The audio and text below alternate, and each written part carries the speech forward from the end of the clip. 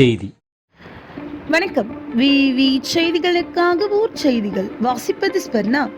இன்று மகாலய அமாவாசை. ஏராளமானோர் தம் முன்னோர்களுக்கு தர்ப்பணம் கொடுத்து வழிபாடு. 108 திவ்ய தேசங்களில் ஒன்றான ராணிப்பேட்டை மாவட்டம் ஷோலிங்கஸ்ரீ லட்சுமி நரசிம்ம சுவாமி திருக்கோவிலுக்கு சொந்தமான பிரம்ம தீர்த்தகுளம் என்னும் தக்கன் குளத்தில் அமாவாசை நாட்களில் புனித நீராடி முன்னோர்களுக்கு தர்ப்பணம் கொடுப்பதால் முன்னோர்கள் ஆத்மா மோட்சமடையும், முன்னோர்கள் சாந்தி அடைந்து குடும்பத்திற்கு ஆசி வழங்குவார்கள் என்பதும் ஐதீகம்.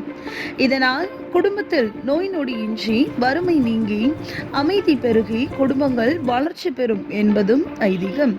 இந்த நிலையில் இன்று புரட்டாசி மாதம் மகாலய அமாவாசையை முன்னிட்டு பிரம்ம தீர்த்தம் என்னும் தக்கன் குளத்தில் ஷோலிங்கர் மற்றும் அதனை சுற்றியுள்ள பகுதிகளில் இருந்து சுமார் 1000க்கும் மேற்பட்டோர் பிரம்ம தீர்த்த குளத்தில் புனித நீராடி தங்கள் முன்னோர்களுக்கு தர்ப்பணம் கொடுத்து வழிபாடு செய்தனர். தொடர்ந்து குளக்கரையில் அமைந்துள்ள 32 அடி உயரமுள்ள ஆஞ்சநேய சிலைக்கு கற்பூரம் காட்டி வழிபட்டனர்.